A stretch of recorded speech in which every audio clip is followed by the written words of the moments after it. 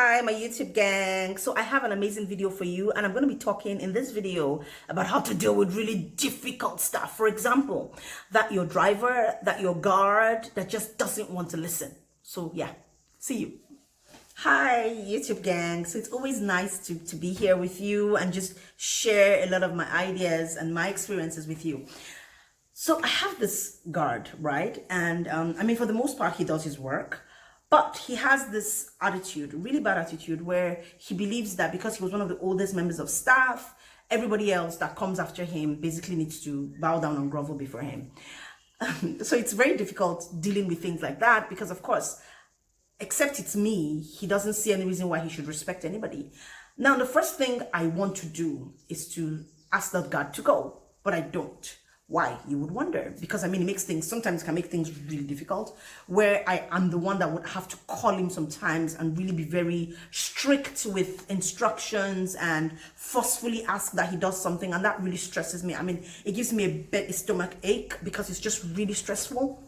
But it does happen. And it might not be the guard. It might be a driver who maybe used to drive you, the bus, or the school leader, and then you move them off to driving somebody else, and they just don't understand why they can't keep driving you. So there is that. Oh, there could be that teacher who maybe is a member of your family and feels that because they're a member of your family, nobody else has any right to you. First of all, nobody else can say anything to them. Secondly, and you know what? They're untouchable. So you might have these kind of elements on your team. And the first thing you need to understand is that except these people are working well, so their pros outweighs their cons, then they need to get out. But if they have some really heavy elements that in terms of performance, in terms of the deliveries, that makes you say within yourself, you know what, this team actually does need this person, then sometimes I would actually say there's no point in keeping them. So you need to identify what is it about this person that makes me want to keep them, all right? And again, that must flow down from your performance indicators. That must flow down from your vision for your school. That must flow down from your specific outcomes. Now, learning outcomes in terms of children is easy to determine, but how about outcomes in terms of administration elements, right? So you need to look at each job as a job on its own, almost like an individual, and say, you job, what is it that you do for me in this school? What is it that you do for me? Now, you doesn't mean you, the person. I'm not talking KK here. No, I'm talking the institution, right? Because you're coming at it from the institution basis, from the organization basis, because you must be professional. All right, all of your elements must be objective. You cannot be subjective and do things because of the way you feel. If not, it's not replicable. And if anybody has to take on that responsibility, maybe you want to step down from being CEO, for example, then they cannot. It's going to be a mess, right? Because your vision is not clear, your outcomes are not clear, and so why are you doing what you're doing?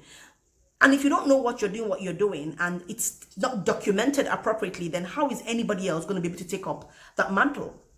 So you would leave and then things will come crashing down, and it would seem it's because you left that things came crashing down. They came crashing down because there was nothing holding them up in the first place. It was your personality, it was your vibe, it was all that great stuff in your head. So all those things in your head, you need to bring them out and write them on paper. And this is why I'm telling you that you need to do this. You need to ask yourself, for this organization, what exactly does this job do? What's the persona that this job needs to have? What, again, are the barriers for this job? Okay, so there are barriers. Barriers are things that will cause people not to do their jobs properly, things that inhibit them as that's the incumbent now doing the jobs, the job requirements, for example. All of those things need to come into play. So you need to have like a robust job description and attach a job persona to that job description. And what it then does is that when you then look at this person who maybe is not doing the right things in one area, you can then say, but on this area, this person is really strong and I don't want to let go of this because of this. So can I work with this? Can I keep training this person on these areas that they are failing at? And beyond just creating a really strong organizational structure, what it does for you is that you then have clear development paths for every single member of your team. Okay, so again, ask yourself, this person displaying this type of characteristics that I just want to squeeze the life out of them, what are they doing for the organization that I may be unable to get from anywhere else? And sometimes those things are intangible. They're things like loyalty. They're things like their own personal dedication to the cause of the organization, which maybe causes them to behave in those ways, right? So it's then for you to look at the workflow and say, okay, this person interacts with this people. So it means I need to discuss with this people and show them clearly what this person brings to the table, so that they don't ask me to fire them or throw them out of the window, something like that. All right, so you must be very clear as the leader of the organization what exactly each job entails and the goodness that job, the juice that job brings to the organization, and of course how long term it's going to be beneficial to the organization's sustainability or being alive as an organization, right? So that's really important. So for me, for example, this particular guard that I'm telling you about, I mean, there are times where I read him the riot act almost every day of the week because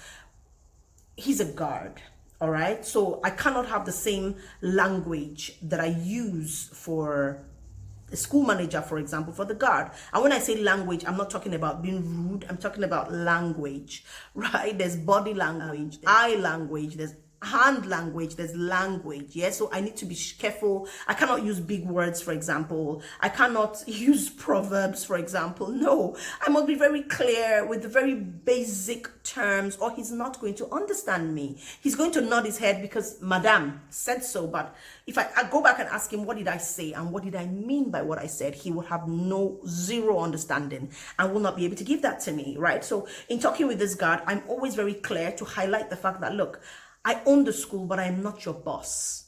All right. So this is the structure of the school. This is the organogram of the school. This is the organizational structure. And this is where you are.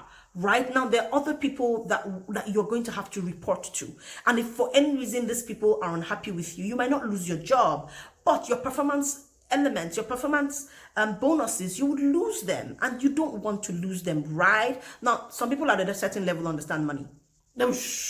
They understand money. So that's language that I'm talking about. And so I would then have that discussion with him and then go and play peacemaker with the other person as well. We eventually have a system that works.